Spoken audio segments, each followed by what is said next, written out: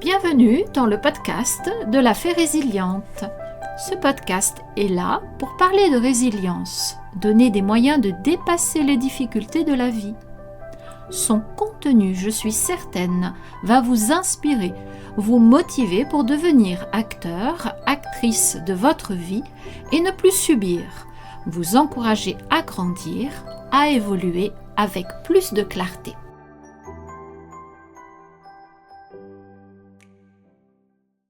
Bonjour à tous les auditeurs de mes podcasts. Vous êtes de plus en plus nombreux à suivre chaque semaine mes interventions. Merci à vous tous.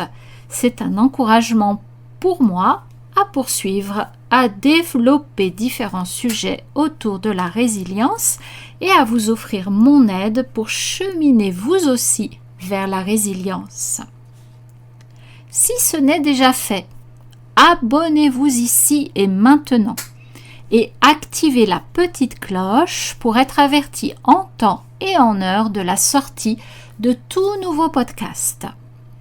Likez également mes contenus afin que je sois encore plus visible sur YouTube et que d'autres personnes puissent bénéficier de mes interventions et des outils que je propose. Partagez autour de vous mes podcasts et commentez pour me faire part de votre expérience, de vos questions, mais aussi des sujets que vous aimeriez que j'aborde. Aujourd'hui, je souhaite parler de l'anxiété. Comment se manifeste-t-elle? Quelles en sont les causes? Et je vous donnerai, comme à mon habitude, quelques astuces pour la dompter, la minimiser. L'anxiété peut toucher tout le monde un jour ou l'autre. Il s'agit d'une émotion intérieure, prenant plus ou moins d'ampleur suivant le facteur déclenchant.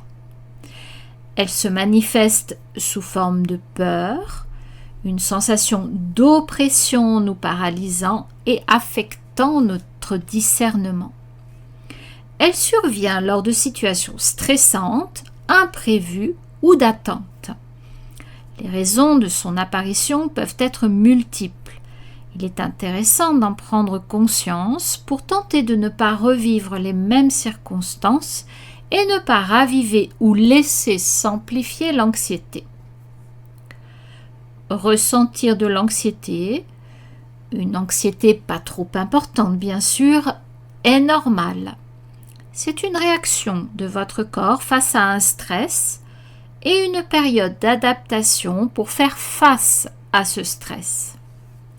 Là où ça devient plus inquiétant et problématique, c'est quand l'anxiété s'installe, prend racine et cela devient difficile de s'en extraire.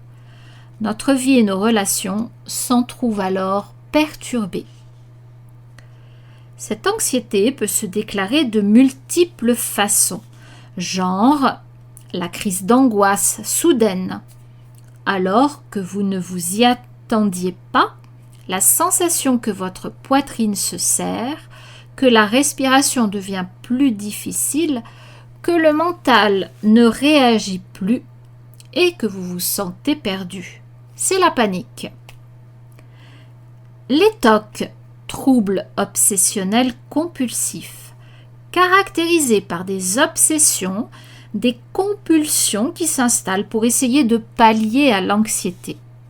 Ces comportements, vous apaisant temporairement, finissent par prendre beaucoup de place dans votre quotidien, vous restreignant dans vos activités.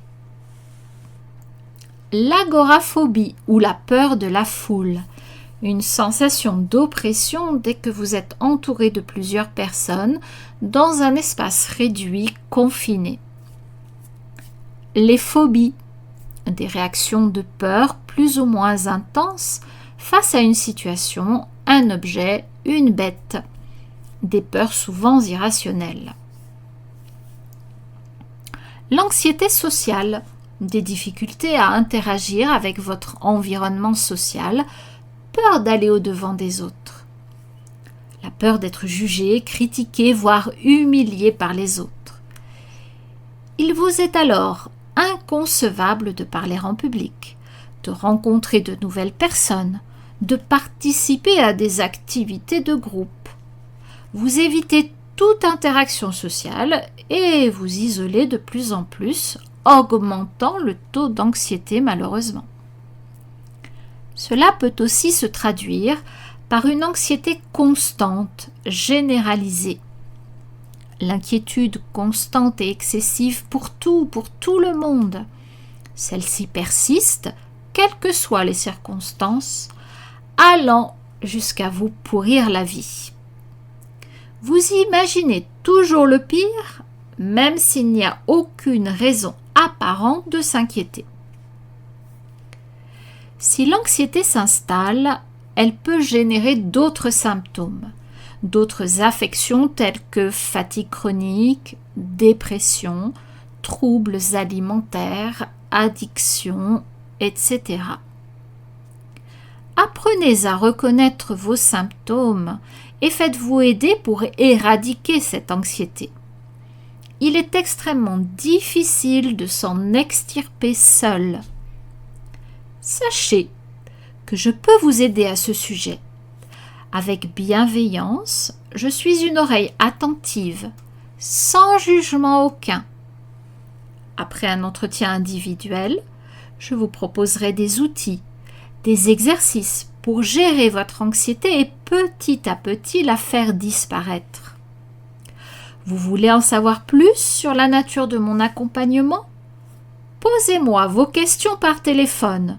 Vous trouverez en barre de description un lien vers mon agenda en ligne afin de poser un rendez-vous téléphonique gratuit de 20 minutes. Là, vous pourrez me poser vos questions et j'éclaircirai vos interrogations.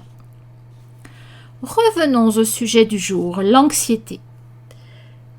Quelles peuvent en être les causes ? Voici quelques facteurs déclenchants, mais il peut s'avérer difficile de définir le facteur à la base de votre état.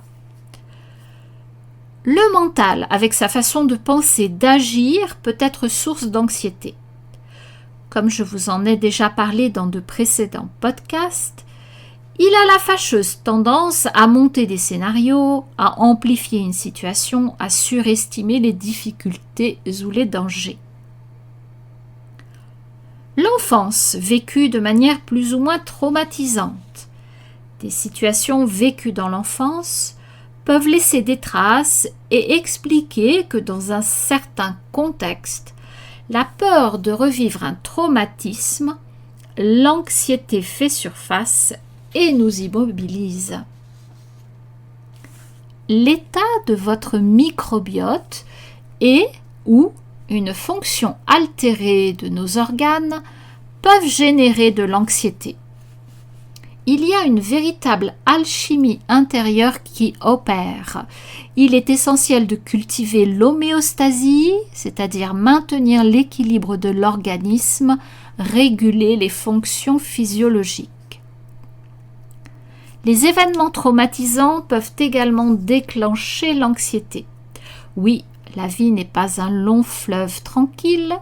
Nous avons tous à vivre un deuil, une séparation, un changement de lieu de vie ou de travail, un état de santé qui peut vaciller, des catastrophes météorologiques. C'est là où la résilience peut vous aider. L'hypersensibilité, le perfectionnisme, le manque d'estime de soi sont des facteurs d'anxiété. Si votre personnalité reflète une de ces composantes, vous serez plus vulnérable. C'est pour cela qu'il est important de trouver des moyens de contrer nos faiblesses. Je vous le rappelle ici, je suis une aide précieuse pour vous apporter des solutions. Voyons quelques symptômes de l'anxiété. Comment elle se manifeste ? Elle peut se traduire par des tensions musculaires, une sensation de gorge serrée, comme une boule dans la gorge, une accélération du rythme cardiaque, des respirations plus courtes et rapides, la sensation parfois même d'étouffer, de la fatigue. L'anxiété peut être à l'origine de troubles digestifs, maux d'estomac, nausées, ballonnements, mais aussi de troubles du sommeil, des vertiges, une transpiration plus importante. Enfin, tout un ensemble de symptômes vous handicapant dans votre quotidien. Le système nerveux également est affecté avec des troubles tels que de l'irritabilité, des angoisses, des difficultés à réfléchir et le sentiment d'être continuellement en danger, un manque de concentration, des pensées obsessionnelles et récurrentes. Voyons quelques moyens de vous en sortir. Bien sûr, la première chose que beaucoup vous conseilleront, c'est de voir un médecin. Dans l'urgence, c'est une bonne solution. Mais il ne fera que vous donner un traitement médicamenteux. Cela aide, c'est certain, mais il est essentiel de mettre d'autres moyens en œuvre pour ne pas rester dépendant d'un traitement à vie. Trouvez un thérapeute pour parler de vos problèmes. Un thérapeute non pas qui va tout résoudre d'un coup de baguette magique, cela n'existe pas, mais un thérapeute qui va susciter en vous les bonnes questions et vous permettre de laisser émerger les solutions qui vous correspondent, vous donner des outils pour faire ce travail. Vous avez tout en vous, mais n'ayant pas appris comment faire, c'est compliqué de trouver seul un moyen de s'extirper du problème. Un changement d'hygiène de vie va être nécessaire. Vous le savez, les mêmes causes produisent les mêmes effets. Envisagez la pratique régulière d'une activité physique pour vous aider à surmonter cela. Retrouvez un sommeil de qualité, extériorisez vos idées, vos pensées. Prenez votre vie en main. Trouvez là où les personnes qui vont vous guider au mieux pour retrouver paix et sérénité.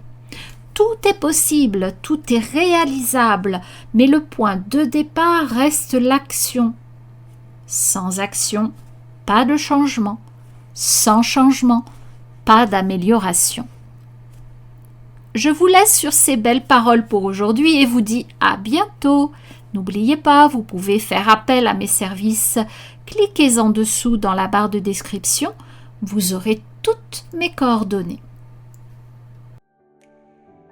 Si mes paroles résonnent en vous, si vous vous reconnaissez dans mon témoignage, alors cela signifie que vous êtes au bon endroit. Il n'y a pas de hasard. Je vous encourage à me suivre sur Instagram et Facebook, à vous abonner ici pour découvrir mon parcours et les outils que j'ai mis en place pour m'en sortir. Et surtout pour cheminer et progresser à chaque nouvelle parution. Vous me retrouverez régulièrement à travers mes podcasts sur des sujets divers et variés, mais toujours autour de la résilience. Merci d'avoir écouté cet épisode jusqu'au bout. Je suis ravie d'avoir partagé ce moment avec vous. Si vous avez aimé son contenu, merci de liker, activez le petit pouce sous cette vidéo. Partagez le lien de ce podcast à vos amis, à votre famille, il peut les intéresser. Et laissez un commentaire, faites-moi part de votre impression. Vous pouvez également poser vos questions, j'y répondrai avec grand plaisir. Je vous laisse pour aujourd'hui, vous souhaite une très belle journée et vous dis à bientôt pour un prochain épisode des podcasts de la Fée Résiliente.